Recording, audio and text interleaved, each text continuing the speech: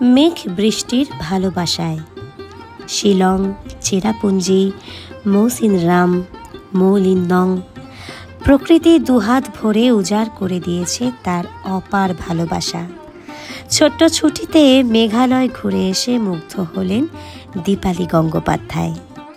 শহুরে ব্যস্ততা থেকে কদিনের ছুটি পেতে পাড়ি দিলাম পাহাড়ের কোলে। পাহাড় বলতেই মনে এলো শিলংয়ের কথা। পূর্ব খাসি পাহাড়ের আদরে সযত্নে লালিত শিলং যেন এক মেঘের দেশ, রূপকথার রাজ্য। শহরটায় কোথাও যেন একটা পুরনো গন্ধ লেগে আছে।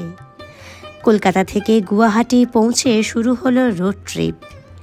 শিলংয়েই থাকার ব্যবস্থা, ওখান থেকেই বিভিন্ন জায়গায় যাওয়ার পরিকল্পনা। শিলং ঘুরে দেখার জন্য গুয়াহাটি থেকেই একটা গাড়ি ভাড়া করেছিলাম। সকাল সকাল বেরিয়ে পড়লাম, রাস্তাতেই সেরে নিলাম প্রাতরাশ। শিলং যাওয়ার রাস্তায় নংপোতে থামলাম কিছুক্ষণের জন্য। জিভা রেস্তোরাঁ বলে একটা ধাবায়। আলুর পরোটা আর চা, প্রাতরাশের মেনু এইটুকুই।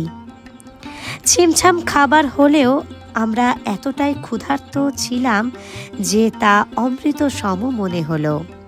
শিলং থেকে 15 কিলোমিটার দূরে উমিয়াম হ্রদ। গাড়িতে করে উমিয়ামের উদ্দেশ্যে রওনা হতেই তাপমাত্রার পারদ কমতে থাকলো দ্রুত। শিলংয়ের অন্যতম জনপ্রিয় পর্যটক কেন্দ্র এই উমিয়াম হ্রদ। দেশ বিদেশ থেকে কত শত মানুষ আসেন এখানে। স্থানীয়দের ভাষায় এটি বড়া পানি বা বড় জল। হয়তো হ্রদের সুবিশাল আকারের জন্যই এরকম নামকরণ। উত্তর পূর্বের প্রথম হাইডেল পাওয়ার প্রজেক্ট হিসেবে নির্মিত একটি বাঁধের অংশ হল এই হ্রদ। সব মিলিয়ে প্রায় 220 বর্গফুট জায়গা হবে।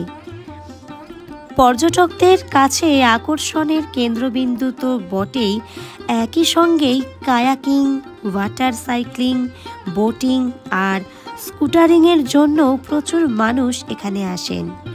পাশে পূর্ব খাসি পাহাড়ের মনোরম মুগ্ধতা, আর আমরা দাঁড়িয়ে আছি উমিয়ামের জলরাশির ধারে। সাধে কি আর এই হ্রদকে স্কটল্যান্ডের হ্রদের সঙ্গে তুলনা করা হয়? হ্রদ সংলগ্ন অঞ্চলে দেখতে পাবেন লাম নেহরু পার্ক, বেশ মনোরম বাগান এটি। উমিয়াম হ্রদের জল থেকে মাথা তুলে দাঁড়িয়েছে ছোট ছোট দ্বীপের মতো অংশ। পাশেই ইউনিয়ন ক্রিশ্চিয়ান কলেজ পিক। এই চূড়ো থেকে দেখলে সত্যি অপরূপ লাগে হ্রদ ও তার সংলগ্ন অঞ্চলটিকে। সকাল 9টা থেকে বিকেল 5টার মধ্যে যেতে হবে নানা ধরনের ওয়াটার স্পোর্টস অ্যাক্টিভিটির জন্য। তবে শুধুই ঘুরে দেখতে গেলে যে কোনো সময় যেতে পারেন। হ্রদে পৌঁছে দিব্যি কিছুক্ষণ কাটিয়ে দিলাম, ছবিও তুললাম। দেখলাম বোটিংয়ের জন্য বেশ ভিড় জমেছে। উমিয়াম থেকে বেরিয়ে রওনা হলাম ওয়ার্ডস লেকের উদ্দেশ্যে। শিলং শহরের একেবারে প্রাণকেন্দ্রে অবস্থিত এই হ্রদটিও বেশ মনোরম। একটা দিন হাতে সময় নিয়ে এলে এর সুসজ্জিত বাগানে অলসভাবে সময় কাটাতে পারেন। বোটিংয়েরও সুবিধে রয়েছে দেখলাম, তবে নৌকা বিহার খুব একটা আরামদায়ক নয়। রবিবার নৌকা চালকের সংখ্যাও কম থাকে। সেদিনের শেষ গন্তব্য ছিল Mary help of Christians cathedral. স্বল্প সময়ের জন্য এখানে ঘুরে সেদিনের মতো ঢুকে পড়লাম হোটেলে।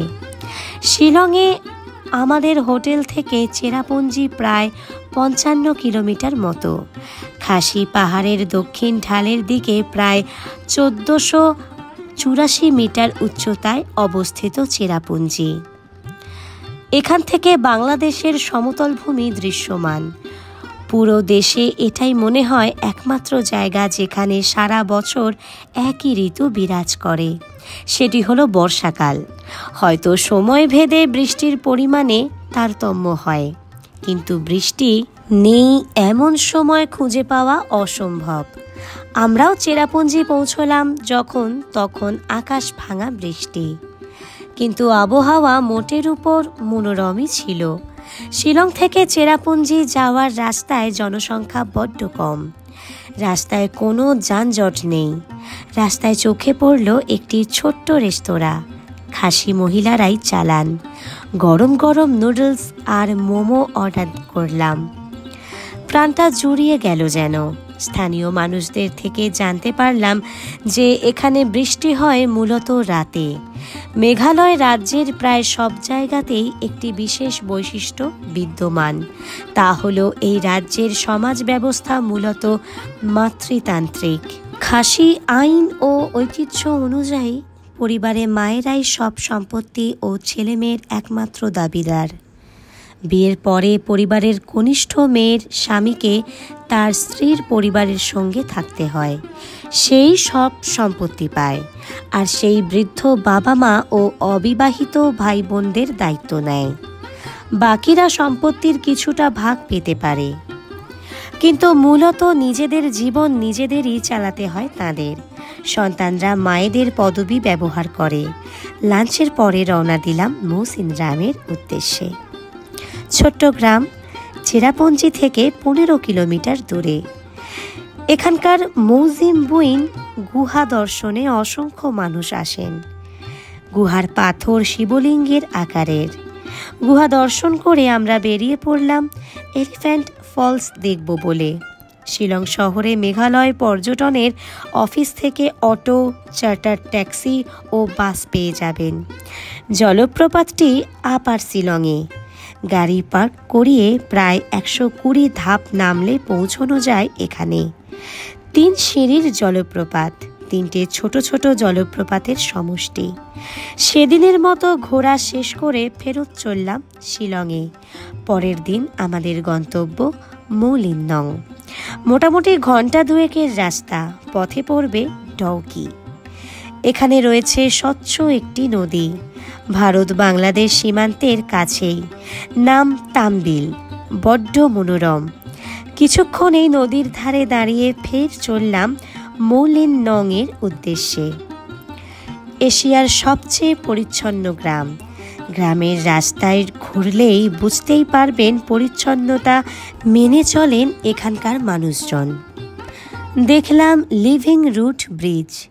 মাত্র 10 মিনিট উঠলেই হবে। তবে এত কম শব্দে এই দুটো জায়গার সৌন্দর্য বর্ণনা সম্ভব নয়।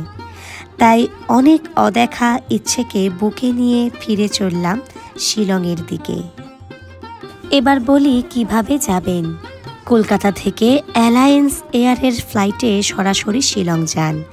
এয়ার ইন্ডিয়া, স্পাইস জেট, ইন্ডিগোর ফ্লাইটে গুয়াহাটি গিয়ে ওখান থেকেও শিলং যেতে পারেন। গাড়িতে 3 ঘন্টা মতো লাগবে। কোথায় থাকবেন? Hotel lake view in. Double বেডের ভাড়া 2100 টাকা থেকে শুরু। Hotel Pegasus crown. ডাবল বেডের ভাড়া 3000 টাকা থেকে শুরু। কন্ট্যাক্ট নাম্বার স্ক্রিন এবং ডেসক্রিপশন বক্সে দেয়া রইল। তবে হোটেলের ভাড়া পরিবর্তন সাপেক্ষ। সরাসরি যোগাযোগ করাই বাঞ্ছনীয়। Life on the road. আজকের ভিডিওটা এখানেই শেষ করলাম। পরবর্তী ভিডিওর নোটিফিকেশান পেতে আমার চ্যানেল ট্যুরিজম ডায়েরি অবশ্যই সাবস্ক্রাইব করে বেল আইকনটি প্রেস করে রাখুন। আর ভিডিওটি ভালো লেগে থাকলে একটা লাইক দিয়ে শেয়ার করতে ভুলবেন না। ততক্ষণের জন্য টাটা।